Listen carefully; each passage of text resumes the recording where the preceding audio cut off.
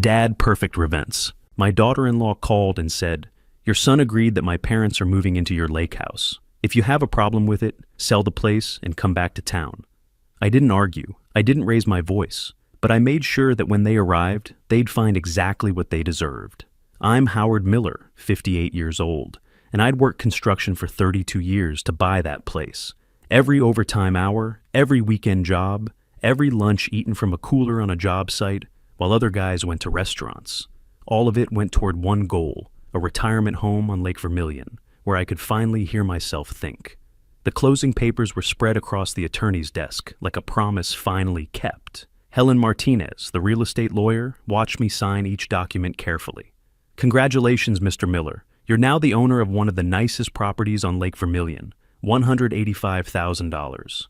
Every penny I'd saved during decades of 60-hour weeks, skipped vacations, and brown bag, lunches, all of it converted into a 3-bedroom cabin with a dock, a boathouse, and 2 acres of pine forest." I shook her hand and collected the keys. They felt solid in my palm, substantial. The drive north from Duluth took 2 hours on roads that grew progressively narrower and more beautiful. Highway became county road became gravel. Cell service dropped from 4 bars to 2 to 1 flickering signal. I stopped at a bait shop that also sold groceries and picked up coffee, eggs, bread, and butter. The woman at the register asked if I was visiting. "Living," I said. She smiled like I'd passed some kind of test. "You'll love it up here. Quiet as a church." The final mile wound through forest so dense the afternoon sun came through in scattered coins of light. When the lake appeared through the trees, I pulled over and cut the engine. A great blue heron stood motionless at the water's edge. As I watched, it struck the surface and came up with a fish glinting silver in its beak. I sat there for 5 minutes, just breathing. No jackhammers, no car alarms, no shouting from the apartment upstairs. Just wind in the pines and water lapping against the shore. The cabin exceeded the photos. Cedar logs weathered to silver. Stone fireplace climbing the north wall. Wide windows facing the lake. 3 bedrooms seemed excessive for a man alone, but the extra space felt like luxury after decades in cramped city apartments.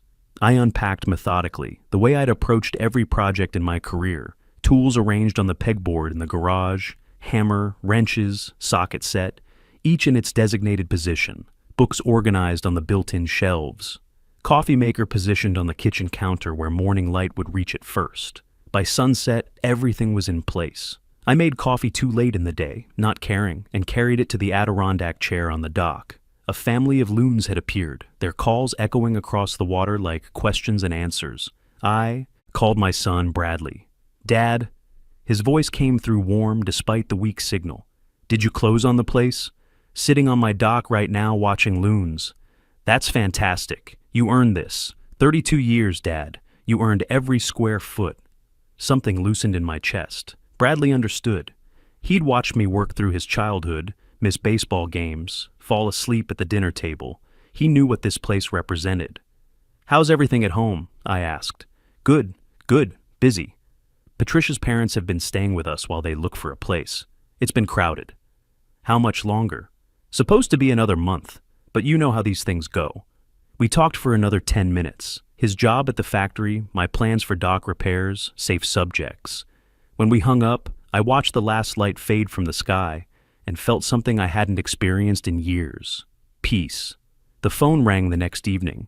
I was on the dock again, coffee in hand, watching the sunset paint the water. Orange and gold. The caller ID showed Patricia's number.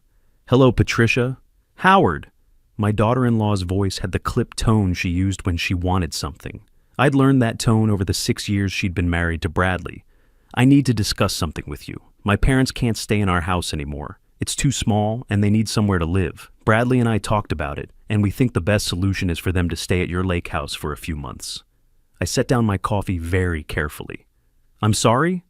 "It's perfect, really. You have 3 bedrooms. They need somewhere quiet to stay. And honestly, Howard, you're one person rattling around in all that space. It makes sense." "Patricia, I just bought this place yesterday. My parents are stressed. My father has health issues. They need peaceful surroundings. And that cabin is sitting there empty most of the time anyway." "It's not empty. I live here." "You know what I mean."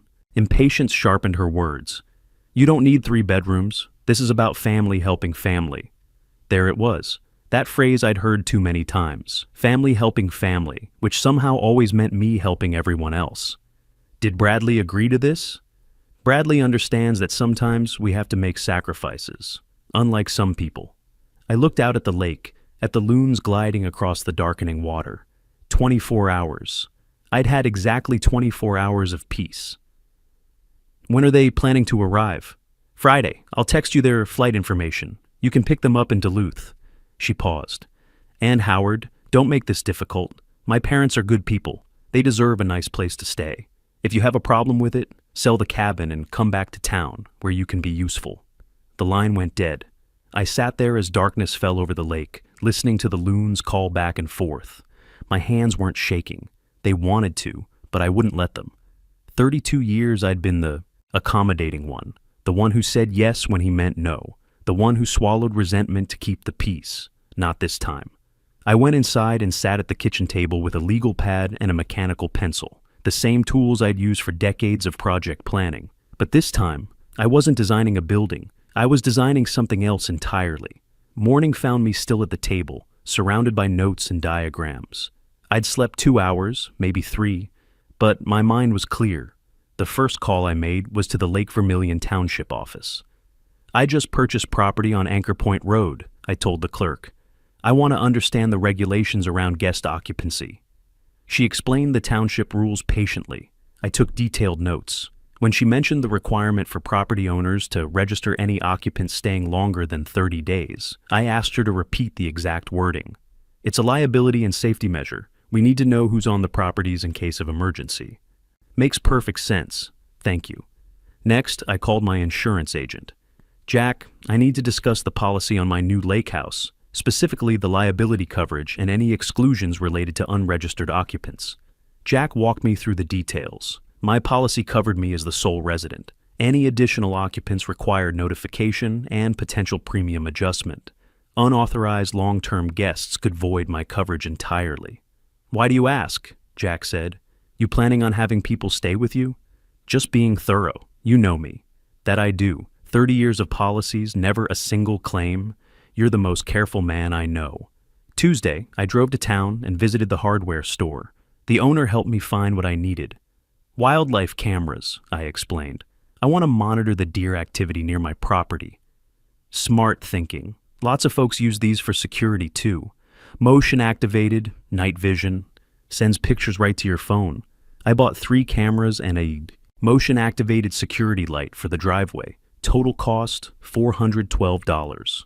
I paid cash and got a receipt. Wednesday, I installed the cameras myself. One covering the driveway approach, hidden in the branches of a pine tree. One facing the front door, mounted under the eave of the garage. One pointing at the dock and boathouse. I tested each one, checked the cellular connectivity, adjusted angles until the coverage was complete. Thursday, I made one more trip to town, this time to the office of Thompson & Associates, the only law firm in the area. Carol Peterson was younger than I expected, maybe 40, with the direct manner of someone who'd grown up in this part of the country. I explained my situation without emotion, presenting facts. So your daughter-in-law informed you that her parents are arriving Friday to stay in your home. You never agreed to this arrangement. That's correct, and I want to know my legal options. Mr. Miller, you have every legal right to refuse entry to anyone. You choose. This is your property. You have no obligation to house your son's in-laws. What if they arrive anyway? If they refuse to leave after you've clearly asked them to, that's trespassing. You can call the sheriff. I hired her on the spot. $2,000 retainer, which I paid by check. On the drive back to the cabin, I thought about Bradley, my son, the boy I'd taught to ride a bike, helped with homework, watched graduate from high school. He wasn't the problem here. Patricia was the problem. Friday morning arrived cool and overcast. I woke at 5, made coffee, and watched the mist rise off the lake. My phone showed the text Patricia had sent the night before. Mom and Dad, landing Duluth, 11:30. Be there. I didn't reply. At 11:30, I was on my dock reading a book about Minnesota history. At 11:45, my phone buzzed with a call from Patricia. I let it go to voicemail. At 12:15, a text. Where are you? They're waiting at the airport. I continued reading. At 12:47, Bradley called. I answered. Dad, what's going on?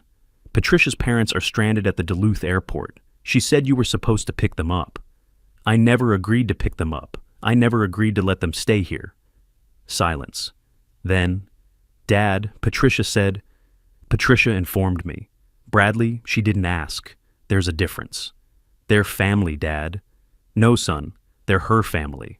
I met them at your wedding and twice at Christmas. I don't know these people, and I certainly didn't buy a retirement home so strangers could move into it. More silence. I could hear Patricia's voice in the background, sharp and demanding. Dad, please, just for a few weeks. I said no, Bradley. That's my answer. I'm sorry this puts you in an uncomfortable position, but I'm not responsible for promises Patricia made without my consent. I heard him sigh. I'll talk to her. We'll figure something out. Give my best to her parents. Tell them I recommend the Holiday Inn in Duluth. It's very comfortable. I ended the call and went back to my book, but I couldn't concentrate. 2 hours later, the camera at the driveway entrance sent an alert to my phone. A rental car was coming up the road. I watched the feed as the car emerged from the trees and stopped in front of the cabin. 2 people got out, a man and woman in their late 60s, Leonard and Dorothy Adams, Patricia's parents. I'd spoken to them perhaps a dozen times total in 6 years. Leonard looked around with an expression I recognized, appraisal, calculation. Dorothy made a face at the trees, swatting at something in the air. I met them on the porch. Leonard, Dorothy, this is a surprise. Howard. Leonard's handshake was brief and businesslike. Patricia said you'd be here. Sorry about the miscommunication at the airport. We rented a car. There was no miscommunication. I never agreed to pick you up, and I never agreed to have you stay here. Dorothy's face went tight. Excuse me? Patricia said, Patricia doesn't own this. Property? I do. And I'm telling you that you're not staying here. Leonard stepped forward, his voice shifting to a tone I'd heard before. The tone of a man used to getting what he wanted. Now look, Howard, let's be reasonable. We're family. Patricia and Bradley think this is the best solution. And frankly, you're one person in a 3-bedroom house. It's selfish to refuse. I'm selfish.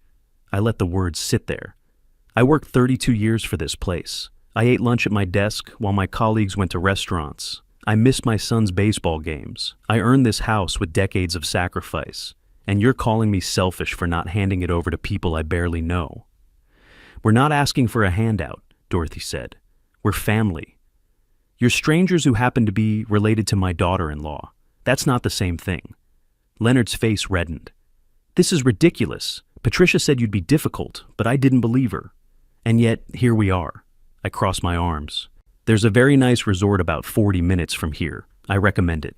Now, please leave my property. We're not leaving, Leonard said.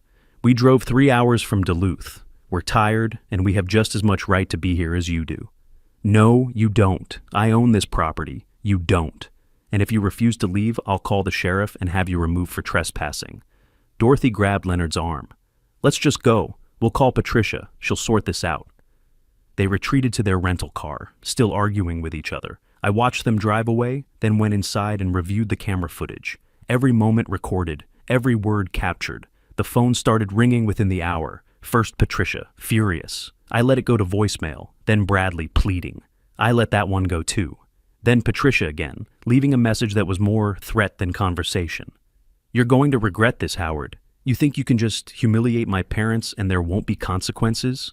We'll see about that. I saved the message. That weekend, Bradley came up alone. He looked exhausted when he got out of his car. We sat on the dock with beers, watching the sunlight sparkle on the water.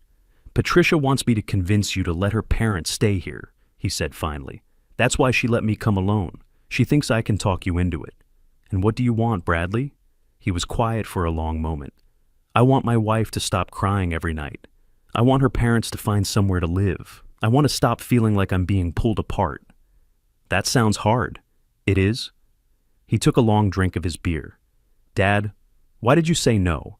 I mean, I understand it's your house, but 3 bedrooms, 1 person. It seemed like it could work. I chose my next words carefully.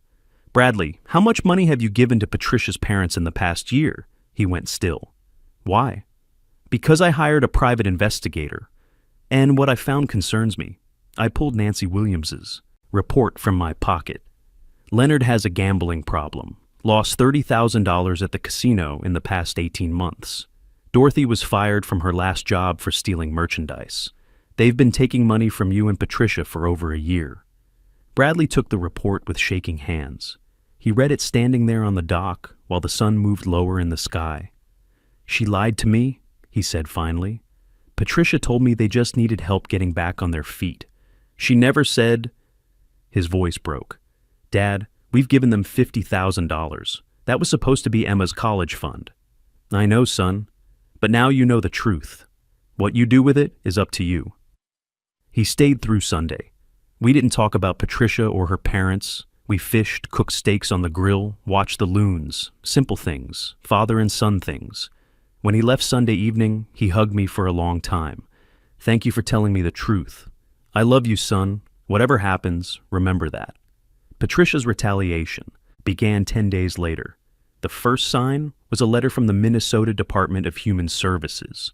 Someone had filed a vulnerable adult report alleging that I was living in unsafe conditions and showing signs of cognitive decline.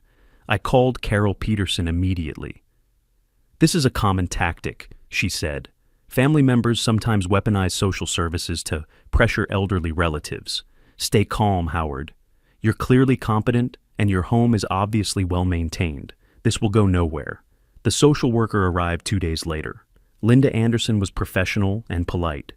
I gave her a tour of the cabin, showed her my organized files, made coffee, and answered her questions clearly. Mr. Miller, I have to ask, is there any family conflict that might have prompted this report? My daughter-in-law wanted her parents to live in my home without my permission. I refused. She threatened consequences. I believe this report is one of those consequences. Linda took notes. That's consistent with the pattern I'm seeing in the report itself. The allegations are very specific in ways that suggest coaching. The investigation closed a week later, unfounded, but I knew Patricia wouldn't stop. The next attack came through Bradley. He called 3 weeks after his visit, and his voice sounded wrong, flat, rehearsed. Dad, I've been thinking, maybe you should consider selling the lake house. It's a lot for one person to maintain, and Patricia is worried about your health up there alone. Patricia is worried about my health.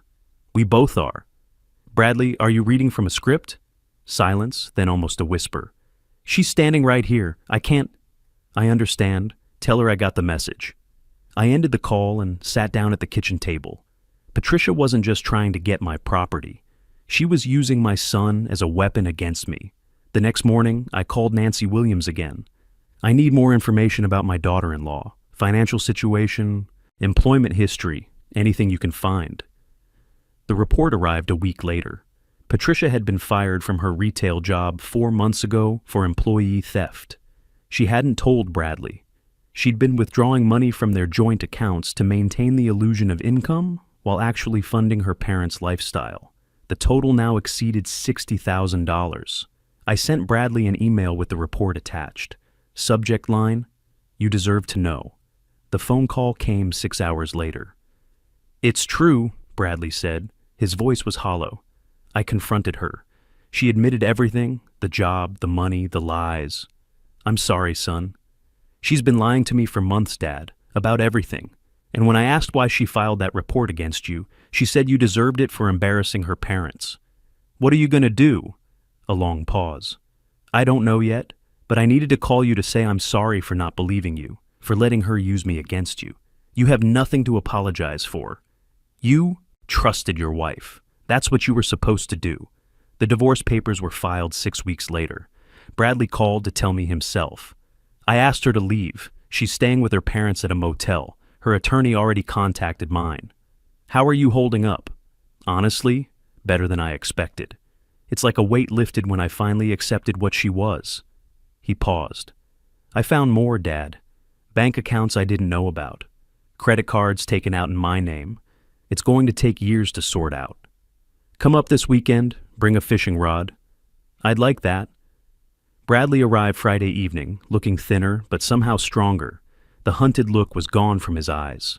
We spent Saturday on the lake catching walleye and smallmouth bass, not talking about lawyers or divorce proceedings. Just fishing, just being together. That evening, as we grilled our catch, Bradley said something that surprised me. I want to move up here, not here exactly, but somewhere nearby. There's a factory in Duluth that's hiring supervisors. I already had a phone interview. He looked out at the lake. I need a fresh start, Dad, away from everything that reminds me of her. What about Emma? I'm getting primary custody. Patricia can't provide a stable home anymore, and Emma loves it up here. What do you think? He asked.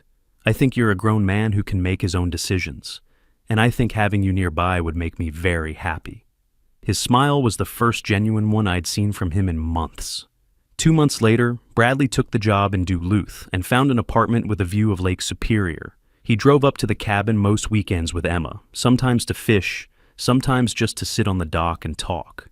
The divorce finalized in December. Patricia got the furniture and her parents' outstanding debts. Bradley got his freedom and what remained of his savings. Spring came slowly to Lake Vermilion. The ice melted in April, and by May the loons were back. I was on the dock one Saturday morning when Bradley's car came up the driveway. But this time, he wasn't alone. A woman got out of the passenger side, tall, dark-haired, with an easy smile. "Dad," Bradley said as they walked toward me, "this is Susan. We work together at the factory. I've told her a lot about you." Susan shook my hand firmly. "He says you're the most stubborn man in Minnesota. He means it as a compliment." We spent the day on the lake, the three of us. Bradley showed Susan how to cast, how to read the water, how to be patient.